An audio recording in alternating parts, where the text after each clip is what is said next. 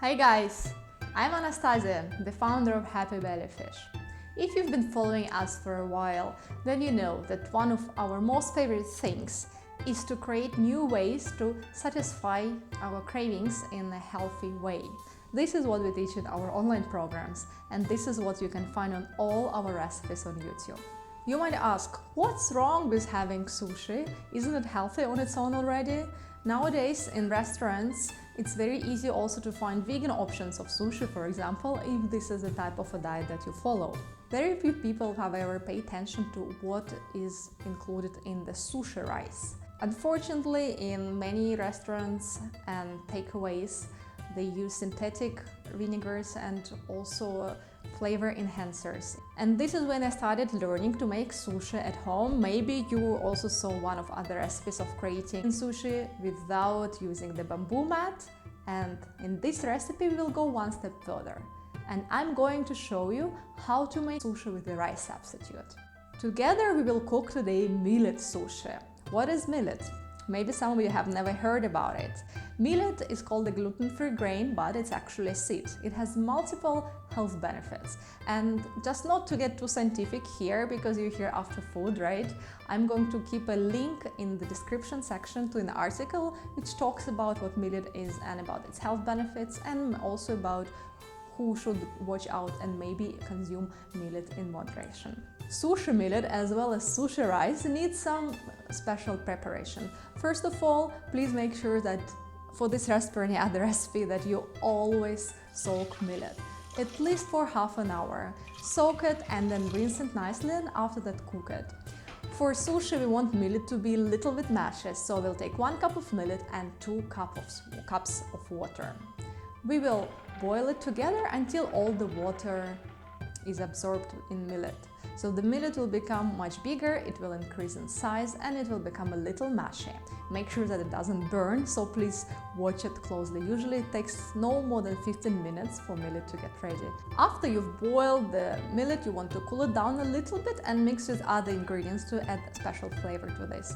First of all, I'll add balsamic vinegar, 2 to 3 tablespoons, depending on how acidic you want the flavor to be. Then, absolutely optional, but you can add 1 tablespoon of sesame oil, 1 tablespoon of liquid sweetener of choice, honey or maple syrup work wonderfully. Maple syrup will be more neutral in flavor, so you might prefer to use that. Then sprinkle a bit of salt to taste and mix everything very nicely. Kind of mix and mash it at the same time. And it's absolutely fine if millet becomes like mashed potatoes. This is more or less the consistency that we want to have. Once your sushi millet is done, we just need to roll our sushi rolls. The ingredients for this recipe are only limited by your imagination. So I'm going to use some sweet cucumbers, fresh cucumbers, also some sun-dried tomatoes. I really love them and I love how nutritious they are. Then I also use some sesame seeds, and I roasted them before because they taste much better this way. And also some avocado. I love the creamy fillings that it gives. One more thing that I'm going to show you, one more secret. Some people call it vegan salmon. It doesn't taste like salmon at all, but it looks a little bit like that. So I'm taking a few carrots. It's better if you soften them. You can pre-boil them, or you can also steam them a little bit. And then you mix them with garlic, you mix them with vinegar, you add a little bit of soy sauce, you add a little bit of salt, and you can also add a bit of sesame oil if you like. It's the best if you can really set them in the fridge for a little bit, that they kind of get pickled. If you don't have time, no problem. You just use them right away in your sushi. And here you go, just take nori sheet and keep rolling your sushi. So nori sheet is also a great way to add some goodness in your diet, to add some iodine. If you don't eat fish, then seaweed is the way to go. We line it and we put millet on top. We spread it as equal as possible. Keep 1 centimeter on the side so that you can roll it easily. Usually it's great when you put a layer of 1 centimeter or maybe 8 millimeters thick, and then you spread the other ingredients on top. You don't have to choose any particular order, just use your imagination and feel inspired by what you have on your plate. Here it goes: avocado, carrots,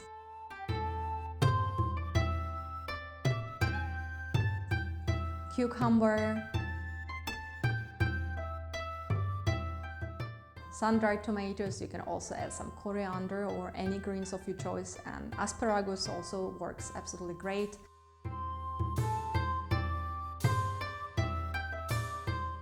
And then I sprinkle a bit of sesame seeds, roasted sesame seeds on top. Trust me, it tastes so delicious, it's simply unbelievable. And then very carefully we roll it. As you see, you don't really need bamboo mat, you don't need any special equipment, it really works perfectly just like that.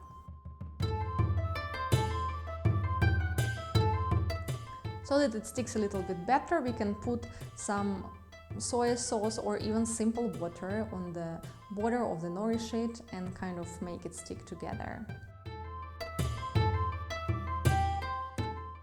Rolling a sushi roll is almost a meditative process. I absolutely love it.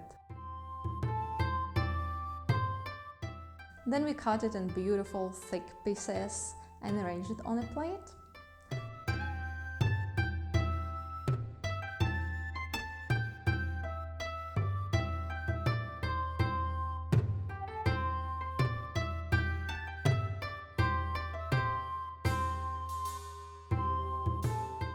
And it's ready to enjoy. It's one of my favorite lunches ever.